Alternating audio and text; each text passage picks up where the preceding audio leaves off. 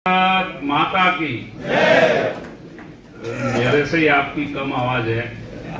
मैं गुजरात से आया हूं और दिल्ली तक आपकी आवाज पहुंचाने आया हूं। तो माननीय मोदी जी तक ये आवाज, और आज तो वो पश्चिम बंगाल में है जहां आपकी आवाज जाना बहुत जरूरी है। वहां के व्यापारी बहुत परेशान है, वहां की आम जनता खूब परेशान है, हम सब जानते हैं।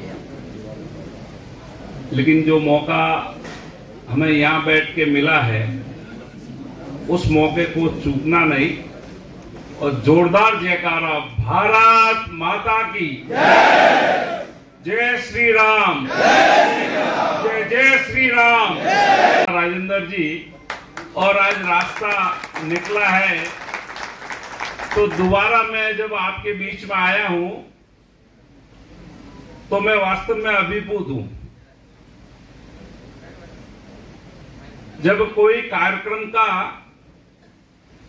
खाना अच्छा होता है तो वो फूट जाता है, मतलब खाना अच्छा होता है तो वो पूरा हो जाता है, तो उस खाने की चर्चा वाहवाही होती है। उसी तरह किसी कार्यक्रम में हॉल की कुर्सियां पूरी हो जाती है और एक्स्ट्रा कुर्सी लगाना होता है तो वो कार्यक्रम सबसे सफलतम माना जाता है। इसलिए राजेंद्र जी और आपकी पूरी टीम को नतमस्तक होकर वंदन करता हूं, अभिनंदन करता हूं। गुजरात की धरती से आकर आपसे जो प्रेरणा मिल रही है,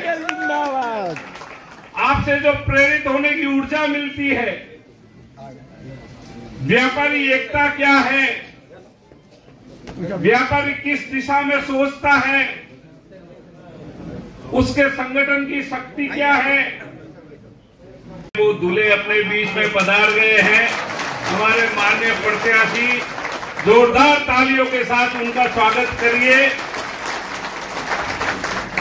वास्तव में ये दूल्हे राजा है, ये प्रत्याशी है।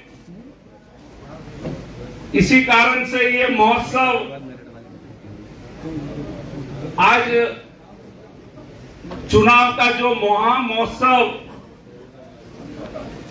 भारत में मनाया जा रहा है, उस क्रम में आज का एकत्रीकरण है। इस बार मैं आपको बताना चाहता हूं साथियों कि पूरे विश्व के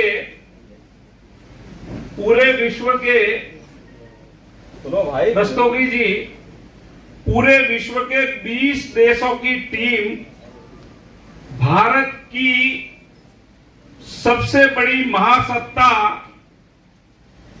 लोकशाही को देखने के लिए, अनुभव करने के लिए भारत में आ चुकी है। विश्व की बड़ी संख्या में एक नगर की ये ताकत, 136 यूनिट आपकी अलग अलग संस्थाओं के माध्यम से, अलग अलग आपके व्यापार के माध्यम से,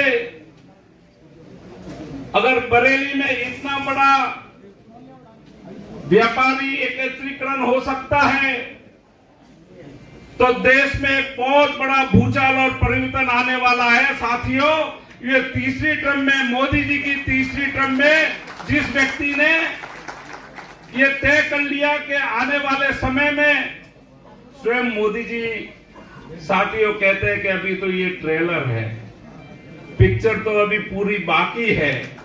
और इस 10 साल में जिस प्रकार का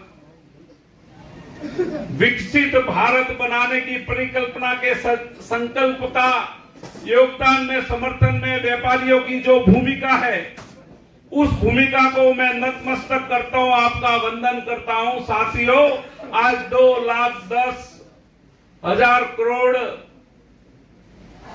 का जब जीएसटी कलेक्शन हो गया है तो उस सबके सहयोगी, उसके जो लाभार्थी और जिसके आप परामर्शदाता के रूप में, सहयोगदाता के रूप में, और आपका समर्पण, उस समर्पण को मैं वंदन करता हूं कि इसी कारण से आज 25 करोड़ लोग गरीबी रेखा से हम बाहर निकाल सके हैं। और साथियों, जब 25 करोड़ लोग आपकी गरीबी रेखा से बाहर निकलते हैं तो व्यापार कितना बढ़ता है इसको भी आपको समझना पड़ेगा।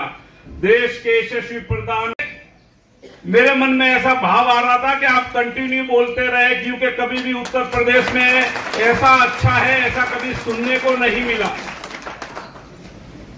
उत्तर प्रदेश में लॉ एंड ऑर्डर,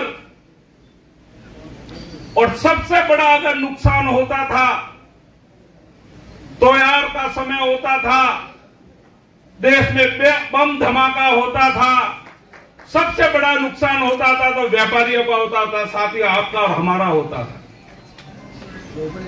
लेकिन विगत दिनों में आप सबके सहयोग से भारत भूमि के हर एक व्यक्ति ने इस भाव से माननीय मोदी जी को 2014 में, साथियों मैं गुजरात से आता हूं, मुझे इस बात का गर्व है, मोदी जी के साथ पिछले 35 सालों से कार्य करता हूं। इस वर्तमान परिस्थिति में इस देश में सबसे अगर कोई नेतृत्व शक्ति वाला व्यक्ति एक्सपीरियंस के रूप में, जिसको 25-25 साल का मुख्यमंत्री और 2 बार प्रधानमंत्री का जिनका अनुभव है, वो व्यक्ति आज हमारा नेतृत्व करने के साथ साथ आने वाले समय में तीसरे टर्म में उसकी शुरुआत उसका बिल्कुल बन चुका है। साथियों पूरे भारत से घूमते हुए आ रहा हूं, आप व्यापारी, आपके सामने दिल खोल के बात करना चाहता हूं।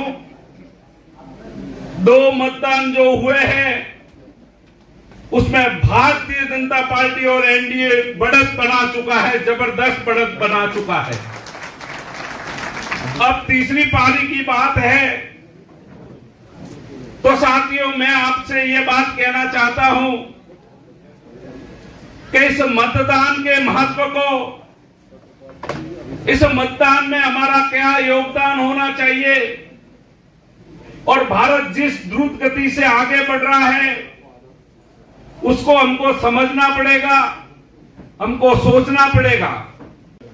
यहां किस तरह से इस चुनाव का उत्सव, महाउत्सव मनाया जाता है, साथियों कभी हमने ऐसा सुना नहीं था, कहीं पढ़ा भी नहीं था कि किसी देश में दूसरे देश के लोग वहां की चुनाव प्रक्रिया, अभी गत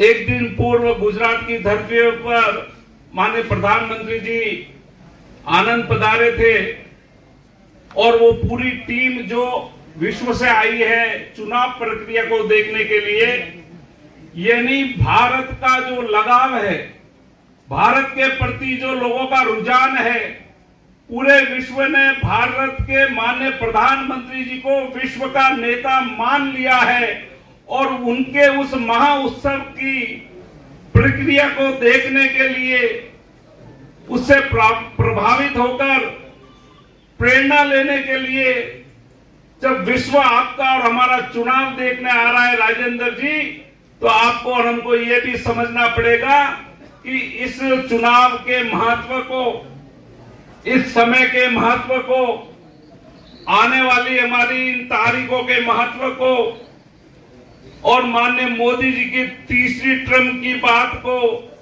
समझने की हम सबको बहुत जरूरत है। ये परिस्थिति इस देश की राजनीति की हो चुकी है। वो लोग ये कह रहे हैं कि हमारी सरकार आएगी और हम एक्सरे कराएंगे। साथियों इस एक्सरे का मतलब आपको और हमको समझना पड़ेगा, व्यापारी को सबसे पहले समझना पड़ेगा।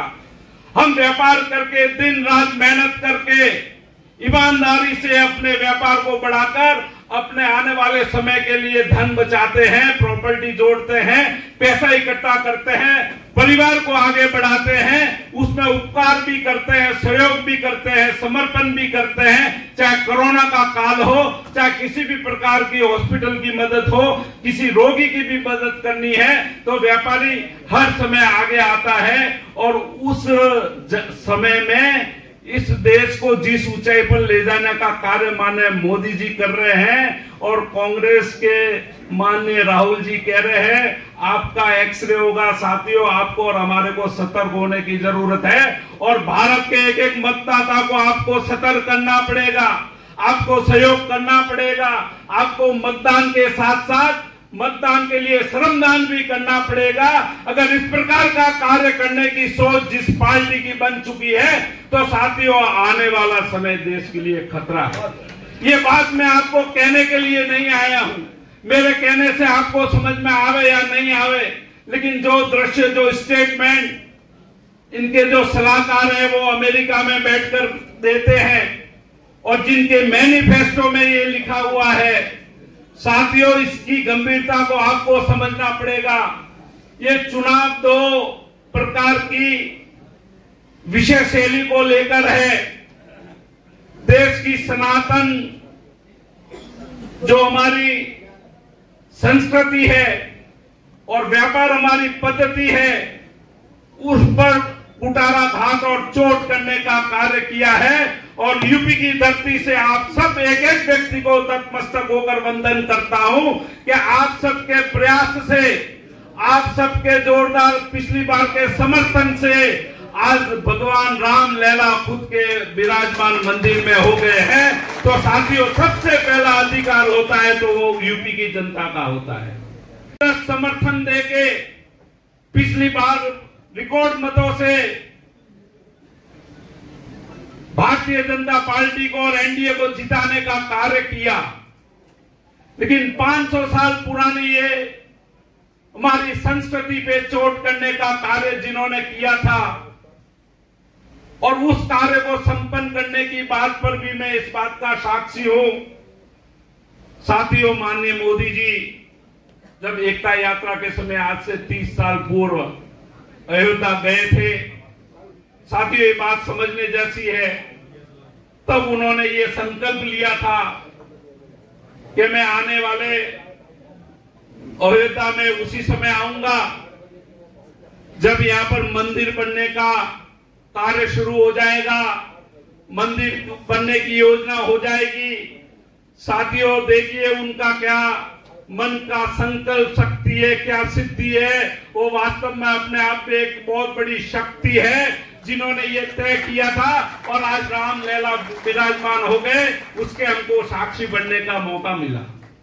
साथियों, आप तो उस धरती के आसपास के सभी रहवासी हैं, पूरा विश्व आपको वंदन करना, अभिनंदन देना चाहता है। लेकिन साथियों, मैं आपसे एक बात कहता हूं कि बेहदसीढ़ी है, कुछ भी बोलते हैं, लेकिन एक बहुत गंदी चर्चा अभी चालू हो गई है। लव जिहाद की बात तो सुनी, लेकिन वोट जिहाद की जब बात करती है तो आपको और हमको उसको हल्के से नहीं लेना है। साथियों, इसी सन के बाद आप सबको प्रण लेना पड़ेगा, संकल्प लेना पड़ेगा कि आगामी चुनाव में इस मतदान के माध्यम से ऐसी सारी शक्तियों को नष्ट करने का ये मौका मिला है। इसमें कहीं किंतु परंतु और कमी मत रखना।